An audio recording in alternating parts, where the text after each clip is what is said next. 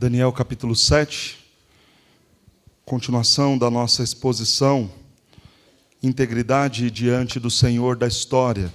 Nós escolhemos este tema para expor o livro de Daniel, porque esta é uma forma resumida de nós entendermos as duas grandes partes do livro.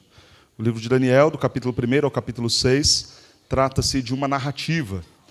Diversas histórias são tratadas, seis capítulos tratam, então, das narrativas do livro, mostram este ato de integridade, fidelidade por parte de Daniel e seus amigos, e a partir do capítulo 7, o estilo literário do livro muda, deixa de ser uma narrativa e passa a ser, então, a mensagem profética do livro, onde Daniel vai ter três visões falando acerca dos reinos deste mundo e da vitória do Senhor reinando em absoluto e de forma soberana sobre todas as coisas. E nós entraremos, então, agora na exposição, no início da exposição desta segunda parte do livro, expondo, então, agora a parte das profecias. Daniel, capítulo 7, nós faremos a leitura de todo o texto.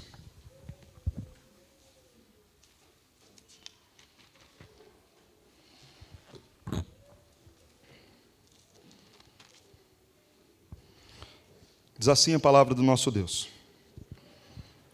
No primeiro ano de Belsazzar, rei da Babilônia, teve Daniel um sonho e visões ante seus olhos. Quando estava no seu leito, escreveu logo o sonho e relatou a suma de todas as coisas. Falou Daniel e disse: Eu estava olhando durante a minha visão da noite, e eis que os quatro ventos do céu agitavam o mar grande. Quatro animais grandes, diferentes uns dos outros, subiam do mar. O primeiro era como leão, e tinha asas de águia. Enquanto eu olhava, foram-lhe arrancadas as asas. Foi levantado da terra e posto em 2 pés, como homem, e lhe foi dada mente de homem. Continuei olhando, e eis aqui o segundo animal, semelhante a um urso, a qual se levantou sobre um dos seus lados, na boca, entre os dentes, trazia 3 costelas. E lhe diziam: Levanta-te, devora muita carne. Depois disto, continuei olhando, e eis aqui outro, semelhante a um leopardo, e tinha nas costas 4 asas de ave. Tinha também este animal 4 cabeças, e foi-lhe dado domínio. Depois disto, eu continuava olhando nas visões da noite, e eis aqui o 4º animal, terrível e espantoso, e sobremodo forte, o qual tinha grandes dentes de ferro. Ele devorava e fazia em pedaços, e pisava aos pés o que sobejava. Era diferente de todos os animais que apareceram antes dele, e tinha 10 chifres. Estando eu a observar os chifres, eis que entre eles subiu outro pequeno, diante do qual 3 dos primeiros chifres foram arrancados.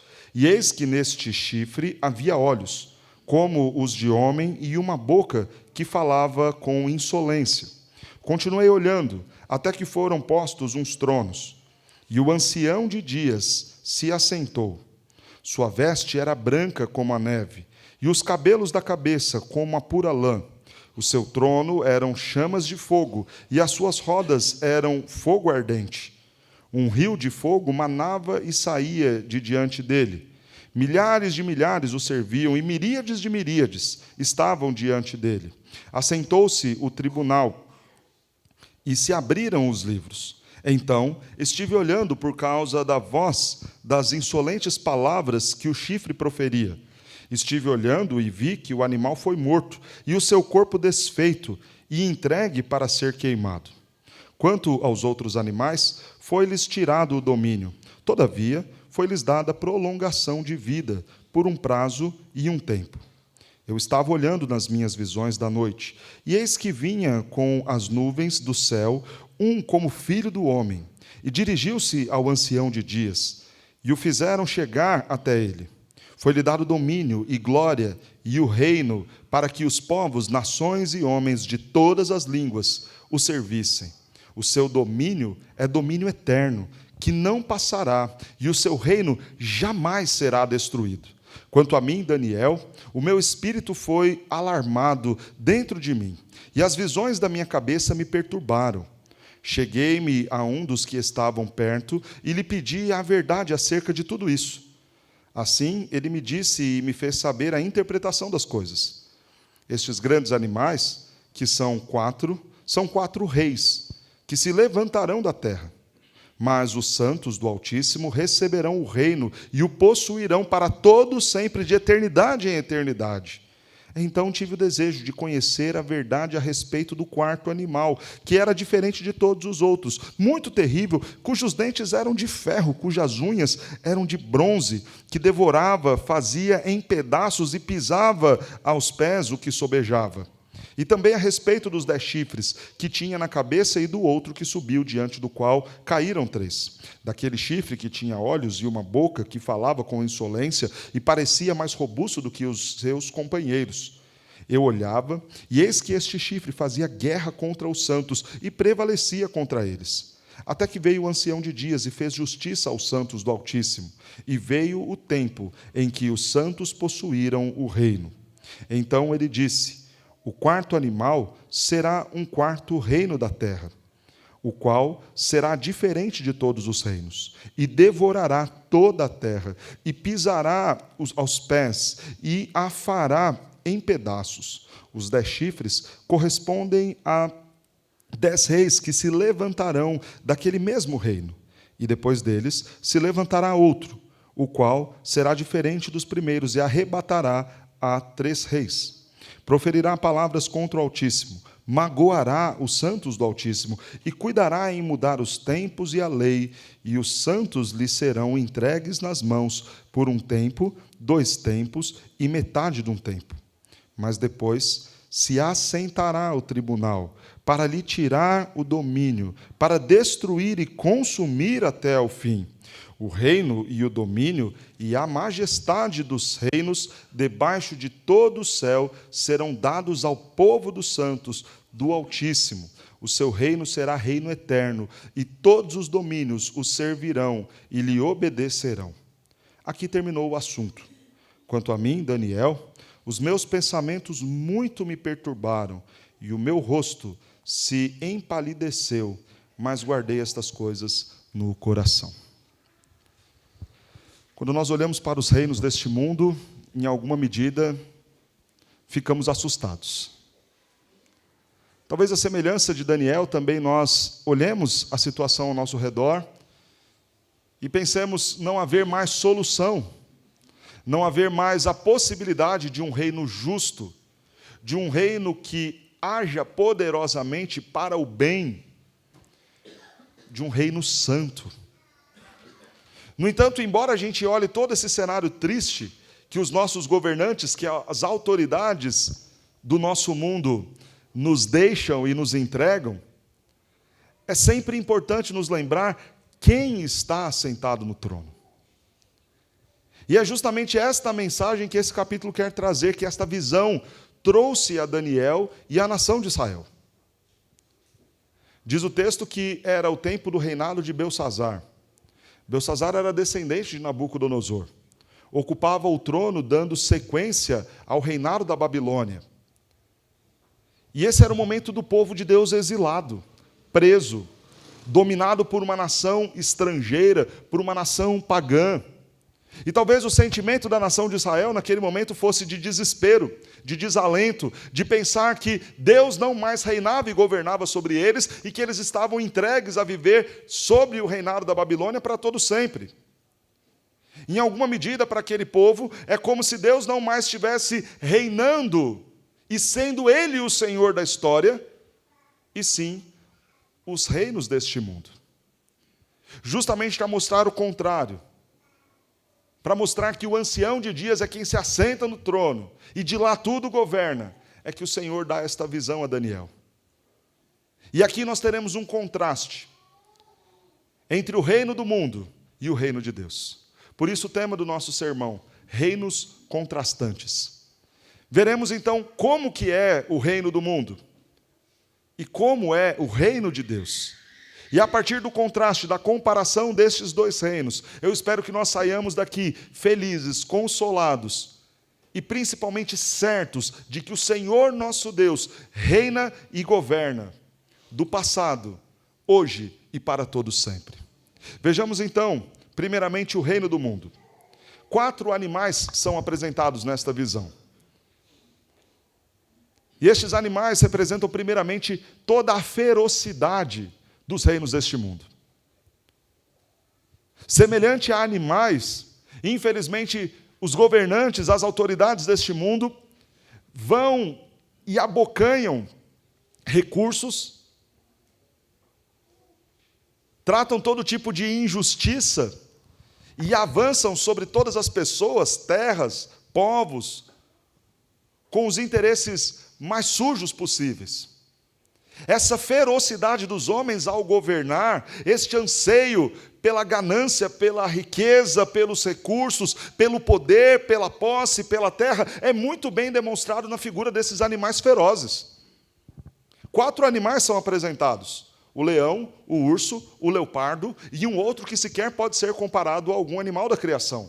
Mas todos eles apontam para a mesma coisa: o quão ferozes eles são, o quão prontos eles estão para devorar, para destruir. E esta é a realidade do reino humano. O reino humano não vê barreiras. Para o reino humano não há ética, não há princípios, não há amor, não há valores a serem preservados.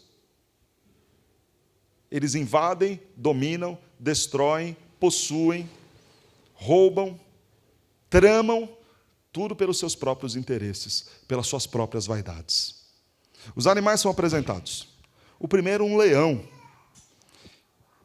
E este leão é apresentado com asas. O leão era o grande símbolo da Babilônia. Força, poder, autoridade, reinado. As asas, pela velocidade com a qual a Babilônia conseguiu rapidamente abraçar o mundo inteiro em seu império, principalmente na figura de Nabucodonosor. Um único homem, um único general, rei, que domina várias nações. Tal qual um leão que sai a devorar, ele sai velozmente, como que voando sobre o mundo, conquistando todas as coisas. Diz o texto, no entanto, que essas asas são cortadas. Este leão cai, é abatido. Isso nos faz lembrar o capítulo de número 4, quando Nabucodonosor tem aquela visão, em que ele é visto e tido, pela interpretação de Daniel, como sendo uma grande árvore, onde debaixo dele toda a terra se alimentava e se abrigava. E é dito a ele, então, que do céu virá alguém que cortará esta árvore. E Nabucodonosor foi cortado, foi humilhado, foi colocado em situação de comer capim com os animais, mas depois foi posto de pé. A semelhança do que diz o nosso texto. Asas que foram cortadas no primeiro momento, mas que depois foi levantado da terra, posto em 2 pés, como homem, porque foi lhe dado, restituído, o coração e o comportamento de um homem, e agora Nabucodonosor voltava a reinar. O segundo animal que é visto é o urso. Também um símbolo de força. Esse urso traz consigo 3 costelas na boca. Representa o Império Medo-Persa. Perceba que aqui nós temos um paralelo com o texto de Daniel 2. Na figura do sonho de Nabucodonosor, uma estátua, cabeça de ouro, peito e braços de prata, abdômen de bronze, pernas e pés de ferro e barro, representando a Babilônia, a Pérsia, a Grécia e Roma. Se no primeiro momento era a forma como os homens viam esses impérios, como sendo eles grandes, agora é a visão que Deus tem desses impérios, ferozes, maus, bestiais. Na primeira figura, a Babilônia como um leão, que teve asas cortadas, mas tornou a estar em pé, tal qual aconteceu com Nabucodonosor. No segundo animal, um urso, que traz 3 costelas na boca. A ascensão do Império Persa se deu pela conquista da Lídia, do Egito e da Babilônia. Na ordem de conquista dessas nações, então a Pérsia se estabeleceu, derrotando a Lídia, avançando pelo Egito e, por fim, conquistando a Babilônia. É como então se esse urso, depois de atacar a sua presa, a sua vítima, sai com ela nos dentes, andando, passeando, carregando consigo. O Império Persa foi reconhecido pela sua grande violência, impiedade com os seus inimigos, tal qual um urso que desfila com a sua caça na boca. É este urso que traz, então, 3 costelas, a representação da Lídia, do Egito e da Babilônia, nações que caíram pela força da Pérsia. O terceiro animal é apresentado. Ele é como um leopardo. Mais uma vez, um animal feroz, um animal que devora, que destrói. No entanto, muito rápido, astuto, esperto, também com asas. Mas não 2 asas de animal simples, mas 4 asas. Porque se o império de Nabucodonosor se estendeu com velocidade, o de Alexandre o Grande, o macedônio, o grego, foi mais rápido ainda. Alexandre o Grande morreu aos 32 anos. Significa dizer que um jovem com 32 anos já tinha conquistado o mundo inteiro. Alexandre o Grande era um grande estrategista.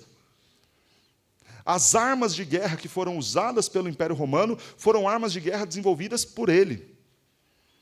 Ele, então, pensou em torres para alcançar e passar para o lado de lá dos muros. Pensou em mecanismos para atacar e lançar bolas de fogo contra os seus inimigos. E as armas de bronze de Alexandre o Grande conquistaram as nações do mundo. E isso foi muito rápido. Mas também ele caiu. Nós temos então a figura de 3 reinos de forma muito clara descritas no texto.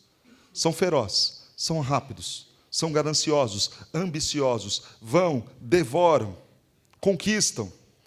Esta é a realidade do reino deste mundo.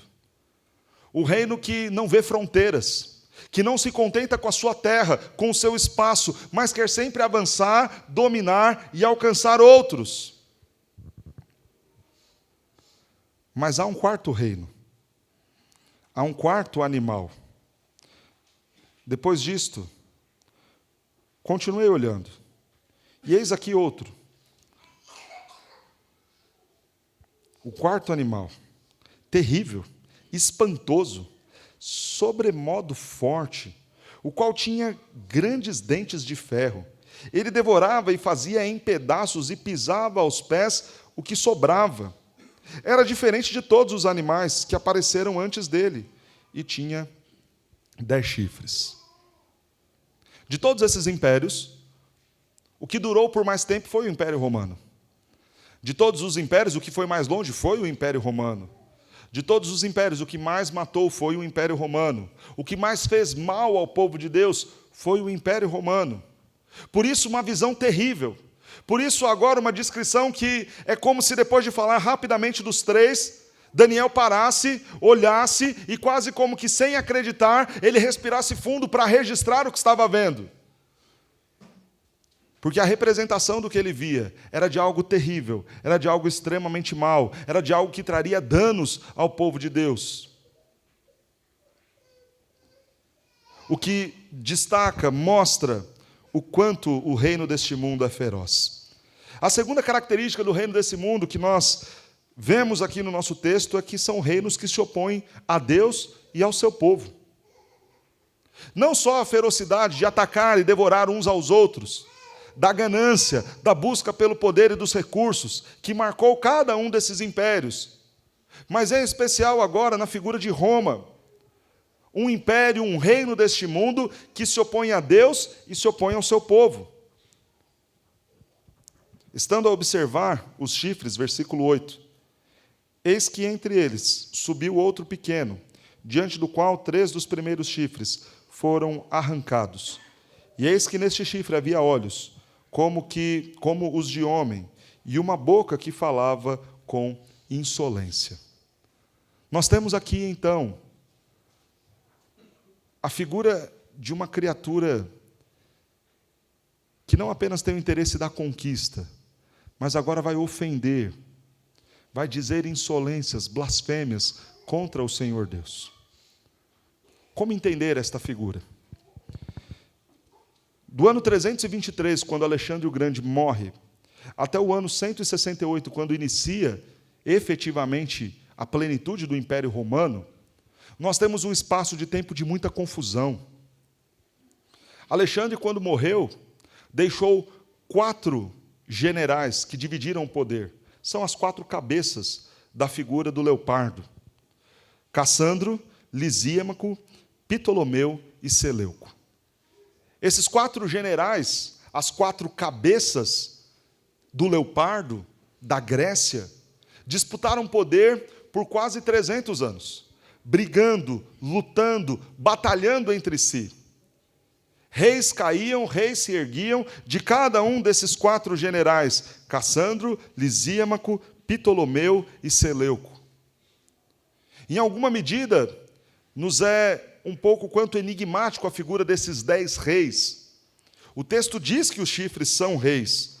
Veja o verso 20, também a respeito dos 10 chifres que tinha na cabeça e do outro que subiu, diante da qual caíram 3, daquele chifre que tinham olhos e boca que falava insolência e parecia mais robusto que os outros. Veja, esses chifres são a representação de reinos, de reis, de lideranças.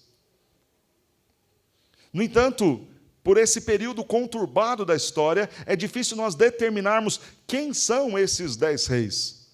Mas uma questão é interessante, e vale ser considerado. Um pequeno chifre subia. E era este pequeno chifre, com aparência de homem, com boca, com olhos, que falava insolência. Este talvez seja possível nós interpretarmos e dizer quem era. E nós afirmamos aqui Antíoco Epifânio, do reino Seleucida. Ele vai ser o último rei. O seu pai, Antíoco Magno, morre em batalha contra Roma, pouco antes de Roma assumir o poder e o império. O ano é 189 a.C. Nessa batalha, então, o pai de Antíoco Epifânio morre. E ele é levado para Roma, onde vai ficar 14 anos ali. Nesse período em que ele fica em Roma, um acordo político vai ser traçado para que ele assumisse de forma legítima o reinado da Síria, o reinado do seu povo, o reinado dessa sucessão seleucida. Em alguma medida, ele abre caminhos para que Roma efetivasse o seu império. Para que você tenha uma noção da importância desse pequeno homem, por ser um estrangeiro dentro de Roma, no ano 171 ele vai para a frente de uma batalha contra o Egito. O que impedia a ascensão final de Roma era o Egito. O Egito era a última grande nação a ser conquistada pelos romanos, para que então efetivamente eles tivessem o poder de toda a terra. Pois bem, quem vai à frente, liderar e vencer o Egito é Antíoco Epifânio. Um estrangeiro que abre caminhos, que vence o Egito pelo Império Romano. Aí então a figura de ter derrubado os outros 3, porque das 4 cabeças, dos 4 chifres, das 4 lideranças que restaram de Alexandre o Grande, Antíoco Epifânio, um seleucida, destruiu as demais, as outras 3. Então agora ele está com o poder. E depois de ter conquistado o mérito por vencer o Egito, Roma envia ele para a Judéia. Irmãos, este é um dos momentos mais tristes da história da nação de Israel. O texto afirma, que nós lemos em Daniel 7, que este pequeno chifre falava insolências. Até aquele momento, a Babilônia, a Pérsia e a Grécia não tinham impedido os povos de louvarem ao seu Deus. Em alguma medida, as outras 3 nações conquistavam, faziam a exigência que essas nações passassem também a conhecer, cultuar e adorar os seus deuses, mas não os impediam de seguir os seus ritos, a sua adoração. Exemplo disso, os decretos de Nabucodonosor, o rei babilônico, que não se fale mais então mal do Deus de Sadraque, Mesaque e Abednego. porque não há Deus que dá livramento como este. Exemplo de Ciro, o rei persa, que dá ordem, então, para que o povo regressasse para Jerusalém, que cede os materiais para que o templo fosse reconstruído. Essas nações, em alguma medida, então, respeitavam a religiosidade do povo de Israel. Mas quando Antíoco Epifânio vai para a Judéia, ele vai determinado a acabar com a religiosidade do povo hebreu, da nação de Israel, do povo de Judá. Ele vai para o templo de Jerusalém. O templo que havia sido reconstruído por Ageu, por Esdras. E no templo ele vai sacrificar um porco. Uma das maiores profanações que poderia ser feita no templo, na casa do Senhor. Diferente então dos seus antecessores, Antíoco Epifânio tinha o desejo de acabar com a religiosidade em Israel. E ele entra no templo, sacrifica ali um porco, leva prostitutas para dentro do templo, para dentro da casa de Deus, e ergue dentro do templo uma estátua a Zeus, o deus grego. Por isso, então, é fácil identificar que este era aquele que se levantava contra os santos. E o nosso texto diz que ele, então, causou a tristeza, a mágoa. Veja o versículo 25. Proferirá palavras contra o Altíssimo, magoará os santos do Altíssimo e cuidará em mudar os tempos e a lei. E os santos lhe serão entregues nas mãos por um tempo, 2 tempos e metade de um tempo. A referência do tempo aqui é a menção e a ideia de um tempo completo. Início, meio e fim. Porque, embora o Senhor tivesse permitido esta ascensão deste homem terrível e cruel, o Senhor continuava sendo Deus da história, o ancião que se assenta no trono, aquele que colocou fim também a Antíoco Epifânio. Embora o Senhor tivesse permitido essas atrocidades que esse homem fizesse e causasse este mal, também o seu tempo era limitado, também ele não reinaria para sempre. Mas aqui então a gente aprende essa segunda característica dos reinos deste mundo. Eles são ferozes, gananciosos e ambiciosos, mas também se opõem a Deus e ao seu povo. Nós temos visto em Apocalipse que a besta que se levanta do mar é a representação de governos que perseguirão a igreja do Senhor. E é real o quanto Satanás usa leis, governos, o Estado para perseguir a igreja. Há vários países em que há perseguição religiosa. Não é uma perseguição velada, é uma perseguição legislada, autenticada e validada pelo Estado, onde há autorização para matar os cristãos, onde há leis que proíbem que esses crentes proclamem a palavra de Deus. Os reinos deste mundo não são neutros. Os reinos deste mundo não são bem intencionados em relação ao povo de Deus, mas trabalham contra o Senhor e contra o seu povo. Não se esqueça disso. Este é um ano de eleição. E o nosso país vive uma grande tensão política nos últimos 5 anos, se não mais até. E não podemos ser ingênuos, irmãos, a imaginar que qualquer um dos governantes será neutro em relação ao povo de Deus, à Escritura e ao próprio Deus. Precisamos vigiar e orar e clamar ao Senhor. Dá-nos, ó Deus, sabedoria. Dá-nos, Senhor, bons governantes. Livra-nos, ó Deus, destes que usarão o Estado para perseguir a igreja, maltratar a igreja, blasfemar e se opor contra o Senhor. Oremos por isso, clamemos por isso, porque o reino deste mundo é um reino que se opõe ao povo de Deus e ao próprio Deus. Terceira característica dos reinos deste mundo: são reinos finitos. Cada um desses animais se levantam e caem. Um vem e devora o outro. E por fim, Roma é destruída pelo próprio Deus. Quando nós lemos o versículo 26, mas depois se assentará no tribunal para lhe tirar o domínio, para o destruir e o consumir até o fim.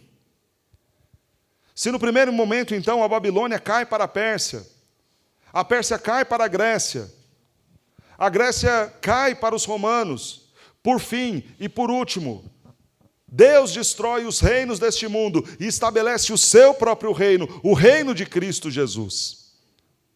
Os reinos deste mundo são finitos porque os homens são finitos. Porque os homens ambicionam e anseiam por coisas que lhe colocam em perdição. Desejam mais, mais e mais. E não pensam nos riscos que correm ao desejar abraçar o mundo inteiro. Perdidos na soberba, perdidos na finitude dos seus planos, perdidos na fraqueza das suas estratégias, estes reinos então caem, um por um. E esta é a realidade de todos os reinos terrenos. Irmãos, neste primeiro momento, então, nesta primeira divisão do nosso sermão, no contraste de dois reinos em que nós acabamos de ver as características do reino deste mundo, nós podemos destacar, então, a importância da nossa vigilância para a realidade de que há reinos gananciosos, ambiciosos, que não existe, talvez, guerras motivadas por boas causas, mas talvez sempre motivadas por ganância, mais poder, maior ferocidade e maior desejo de devorar, de conquistar, de avançar. Que não existe um governo neutro, mas que em muitos momentos vai se opor a Deus e ao seu povo. Se nesse primeiro momento a gente destaca a vigilância, é bom destacar agora o consolo. Esses reinos são finitos. Esses reinos não se perpetuarão. Esses reinos não seguirão, mas há tempo para eles. Um tempo determinado por Deus para pôr fim ao reino deste mundo. Vejamos então o contraste agora. O reino de Deus. E a primeira característica do reino de Deus é que ele é soberano. Ele está acima de todos os reinos. Observe comigo o versículo de número 1 do capítulo 7.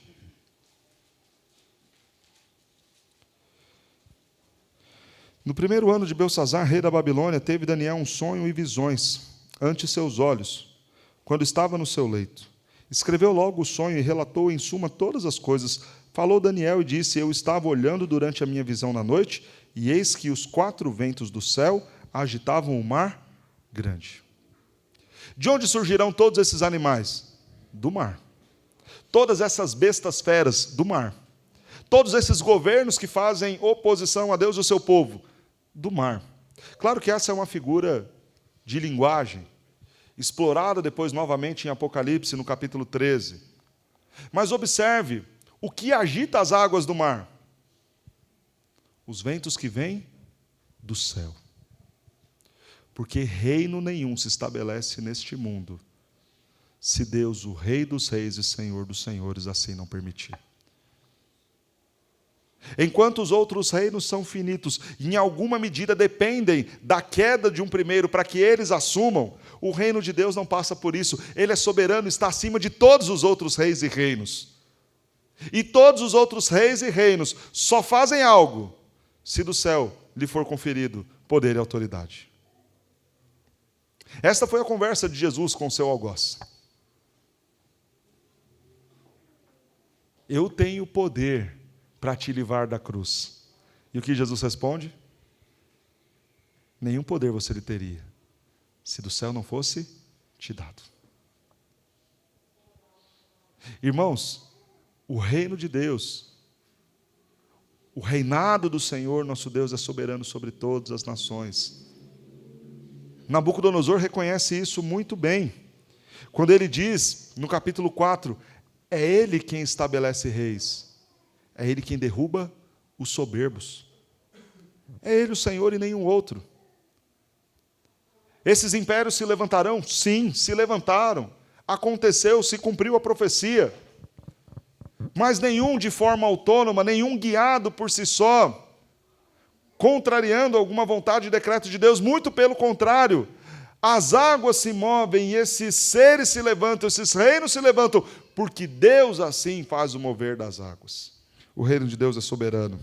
O reino de Deus é justo. Veja comigo o versículo de número 9. Continuei olhando até que foram postos uns tronos, e o ancião de dias se assentou. Sua veste era branca como a neve, e os cabelos da sua cabeça como a pura lã. O seu trono eram chamas de fogo, e as suas rodas eram fogo ardente.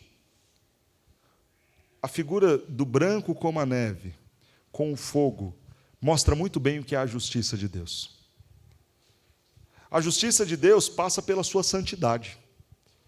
Não dá para imaginar um reino justo se ele não for santo, puro, sem a corrupção do pecado. O problema dos reinos deste mundo, ao julgar as coisas deste mundo, passa pela injustiça porque não há santidade. Então, por vezes, os juízes não julgarão erroneamente apenas pela maldade do coração. Mesmo quando bem intencionados, esses juízes errarão, porque não são santos, não são puros, não são perfeitos. As suas impressões são equivocadas, os seus julgamentos são equivocados. Mas Deus não, suas vestes são brancas, seu cabelo é branco, a representação de toda a sua santidade, não se acha nele nenhum erro, não se acha nele nenhum desvio, não se acha nele qualquer ponta de corrupção, ele pode julgar retamente, porque ele é santo. Ao contrário de todos os reis e reinos deste mundo que padecem pelo pecado. O contraste é um Deus que reina, que é santo. Esta justiça é a justiça que ativamente pune o malfeitor. Daí então esta figura do seu trono como chamas de fogo, as rodas à volta deste trono como fogo ardente. Verso 10, um rio de fogo manava e saía diante dele. Tudo isso apontando que ele exercerá o juízo. Não haverá então um acordo.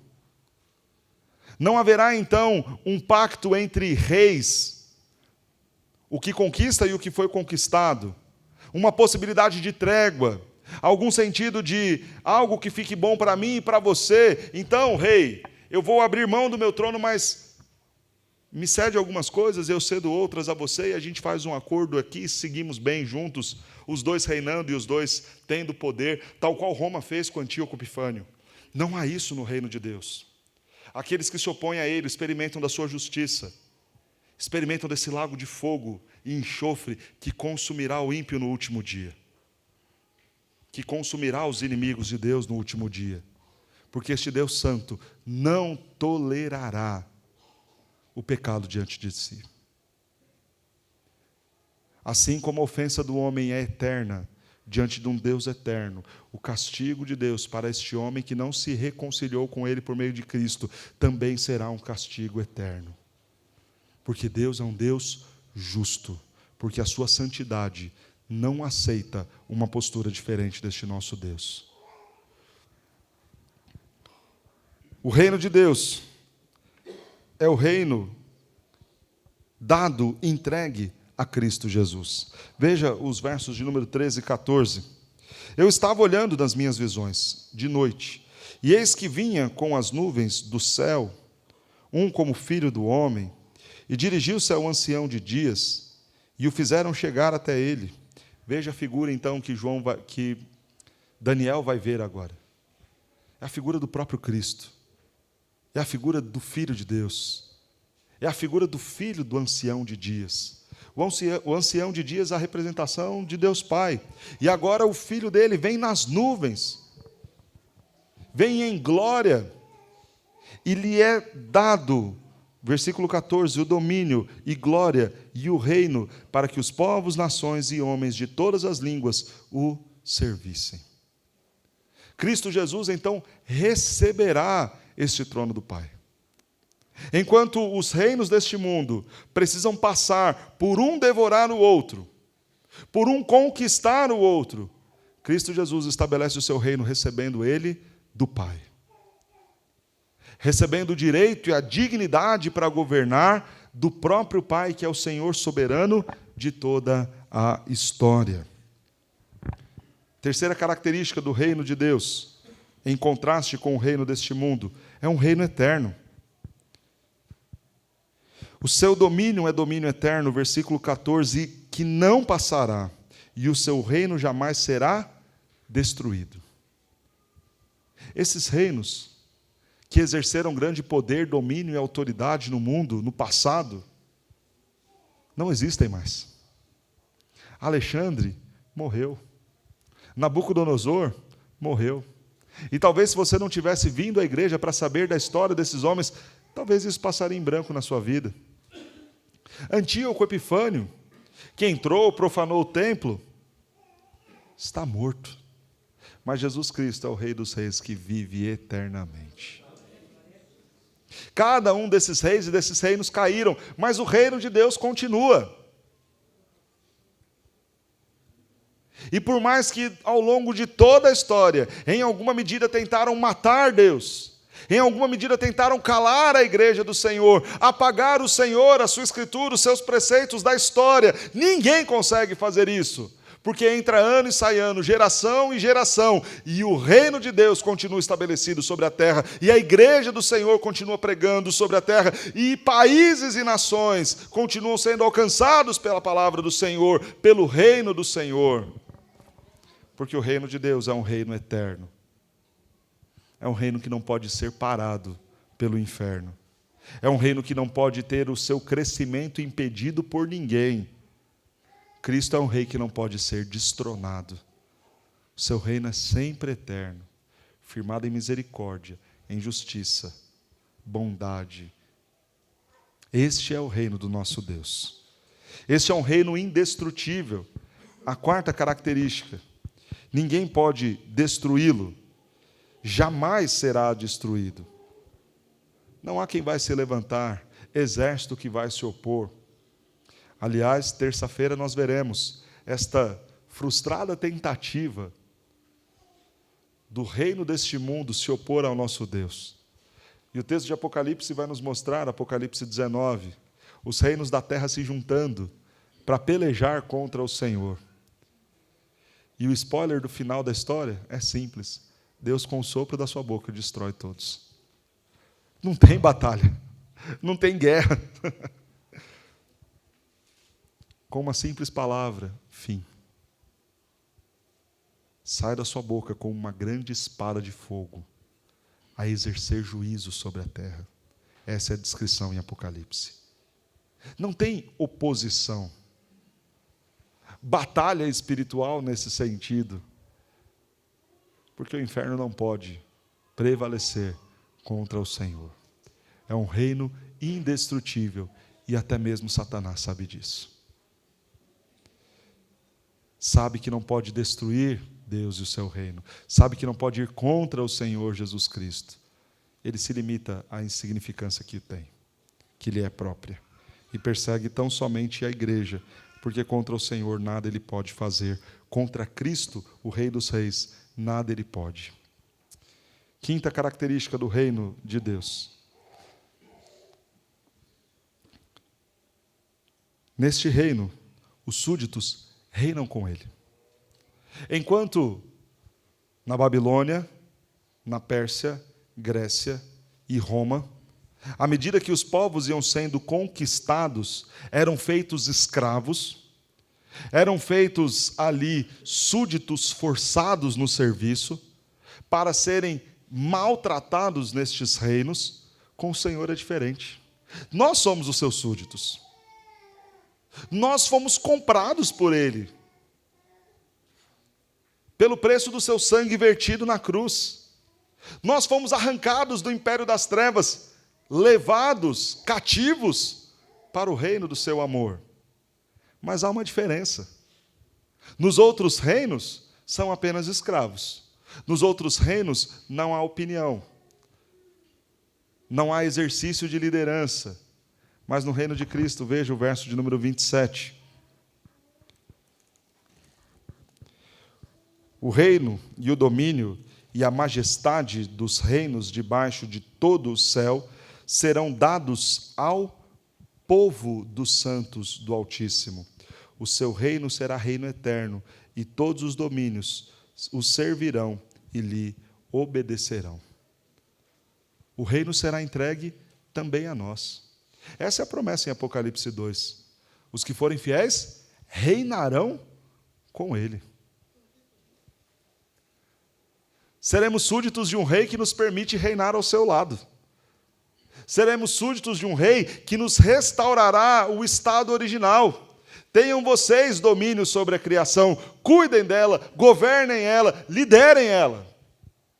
Isso é um privilégio que o Senhor nosso Deus, Rei de tudo e de todas as coisas, concede ao seu povo. Quando se dá o cumprimento desta profecia, nós vimos agora o contraste, como é o reino do mundo, como é o reino de Deus. Quando nós olhamos e interpretamos uma profecia, a gente pensa no cumprimento profético em 3 etapas. Período imediato, depois os dias atuais e os dias futuros. Claro que nem todas as profecias se aplicam a esses 3 momentos, mas é interessante o quanto essa é verdadeira para os 3. Se aplicou no período imediato. Cai a Babilônia, levanta-se a Pérsia, depois a Grécia e, por fim, Roma. E também Roma cai, porque Cristo Jesus assume o trono de forma definitiva. Então, num tempo imediato, essa profecia se cumpre. Também no tempo presente, essa profecia está se cumprindo. Veja o verso de número 12. Diz assim: quanto aos outros animais, foi-lhes tirado o domínio, todavia foi-lhes dada prolongação de vida por um prazo e um tempo. Aparece então nos versos anteriores a figura do ancião, a figura daquele que vai julgar, abrir o livro, para trazer a sentença que, com autoridade, retidão e perfeição, julgará e trará juízo sobre esses que se opõem ao povo de Deus. Mas o texto diz, no verso 12, que parece que por um tempo esses reinos ainda terão os seus dias prolongados. Na cruz do Calvário, Cristo Jesus conquistou a autoridade, o domínio e o reino. É assim que Jesus fala com os seus discípulos. Depois da morte e ressurreição, ele olha para os seus discípulos e fala: todo poder me foi dado, ide, portanto, agora pregai o evangelho. Ele mostra para os seus discípulos: o poder me foi dado, a autoridade me foi dada, agora vocês vão. Em Atos, a mesma coisa. Ele mostra aos seus discípulos, em Atos, no capítulo 1, todo o poder e toda a autoridade me foi dada. Eu sou o rei instituído, o rei legítimo, aquele que reina e governa sobre as nações. Não era mais Roma.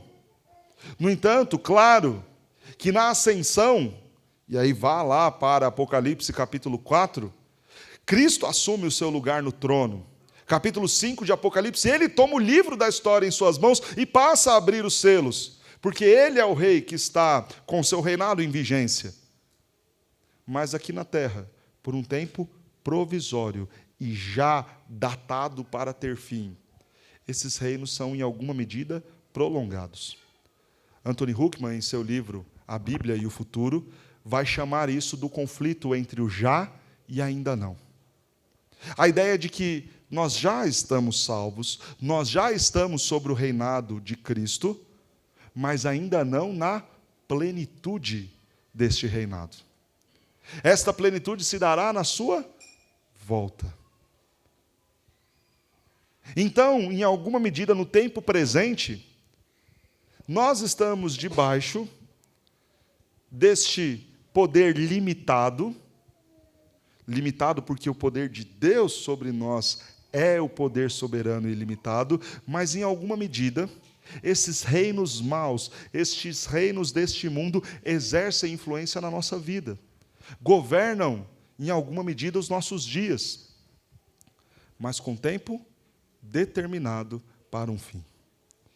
E esta é uma profecia que se cumprirá muito em breve na volta do Senhor Jesus Cristo. Abra sua Bíblia em Apocalipse, capítulo 11.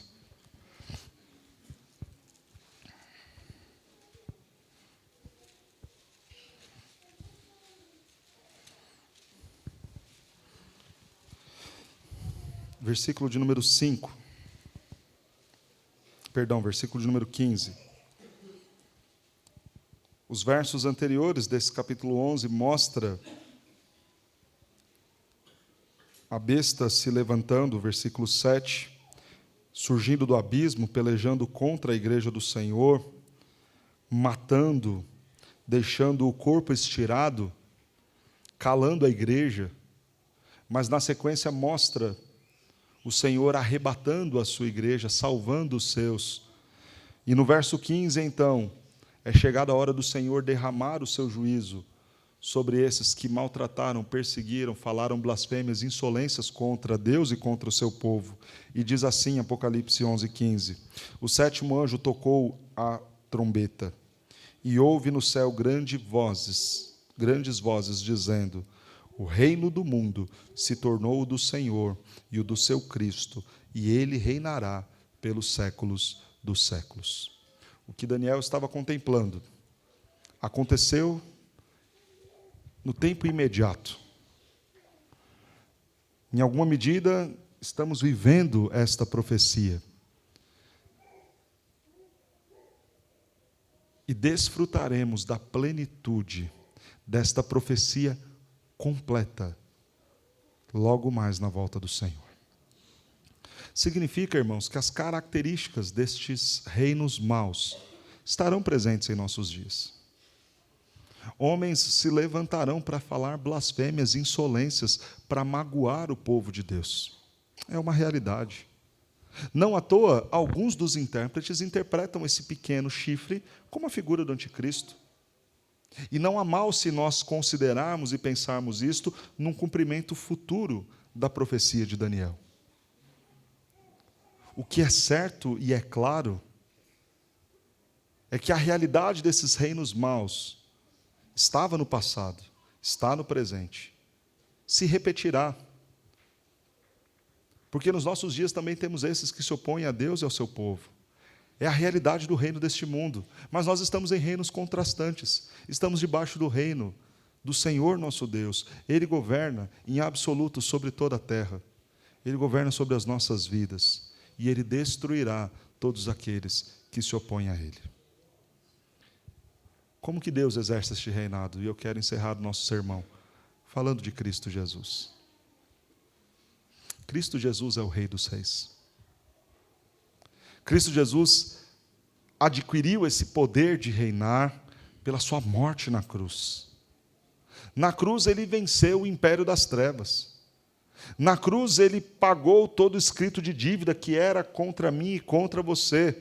Na cruz ele garante então este direito pelo reino. Foi obediente até a morte e morte de cruz. Por isso então o Pai o exalta. Por isso o Pai então lhe dá nome que está acima de todo nome. Nome pelo qual, então, diante dele, todo joelho se dobrará. Todos se renderão ao seu governo, ao seu domínio. Cristo Jesus, o nosso Senhor e também o nosso Rei. Se em alguma medida você deve ficar vigilante diante desse texto, talvez até atemorizado, como ficou Daniel, e sim, esse texto é para que nós cristãos acordemos, saiamos desta vida medíocre de um cristianismo de brincadeira e encaremos a realidade de que estamos diante de reinos que nos perseguem, de que estamos num mundo que vai contra nós, contra Deus, de que estamos num mundo que vai trabalhar para o nosso mal, que vai desejar nos devorar. Sim, este sermão é para isso, é para que você abra o seu olho, desperte, acorde e veja que há necessidade de você se apegar à palavra do Senhor, orar, buscar mais a Deus, se aproximar do Senhor. A semelhança do que diz Hebreus capítulo 10, à medida que vedes que o dia se aproxima, consideremos-nos uns aos outros. Consideremos mais ainda a Escritura, a ceia, a oração, os meios de graça que o Senhor dá para nós. Vigilância. Fiquemos então, em alguma medida, aterrorizados, tal qual ficou Daniel. Mas para nós este texto também é esperança, é alegria, é a certeza e o consolo de que Cristo reina sobre nós, de que Cristo reina sobre a história, de que Cristo em absoluto, depois da sua morte e ressurreição, assume o lugar, o domínio e o controle de toda a história e reina absoluto sobre todas as coisas. Vivamos então para a glória dele, vivamos como seus súditos, deixemos que ele governe então o nosso pensamento, o nosso casamento, as nossas decisões. E a pergunta final deste sermão: a realidade de que Deus reina sobre todas as coisas, sobre todos os povos, é fato, nós lemos no texto e fomos apresentados a isto. Mas quem está se assentando no trono do seu coração? Quem está ocupando o lugar das tomadas de decisão na sua vida? Jesus é o Rei dos reis e deseja ser rei também sobre o seu pensar, sobre o seu falar, sobre tudo que você tem, sobre tudo que você é. É muito fácil virar e falar: eu amo ao Senhor. O difícil é deixar Ele governar a nossa vida. É muito fácil virar e falar: ah, Senhor, o Senhor é lindo, o Senhor é maravilhoso. Nabucodonosor fez isso. Ah, não há Deus como o Deus de Daniel, que revela mistérios. No segundo momento, não há Deus como o Deus de Sadraque, Mesaque e Abednego, que dá livramento. Ah, é muito fácil dizer isso, irmão. Você pode ficar aqui cantando todos os louvores bonitos que forem projetados. Mas talvez, assim como Nabucodonosor, você não esteja se rendendo ao reinado de Cristo sobre a sua vida. Esteja ainda construindo os seus palácios, seguindo os seus planos, fazendo a sua vontade, sem deixar que Ele governe e reine sobre o seu coração. E o convite de Deus para nós: deixe Jesus Cristo ser Rei e Senhor também da sua vida. Em nome de Jesus. Porque, irmãos, a nós nos será dado o privilégio de reinar com Ele, ou de sermos destruídos por Ele no último dia, se continuarmos a fazer parte do reino, do império e do governo deste mundo. Quem reina a sua vida e quem está no trono do seu coração? De que reino você faz parte? A que rei você serve? Esta é uma pergunta importante para você responder nesta noite, na esperança de que o Senhor te dê a salvação e governe a sua vida para todo sempre.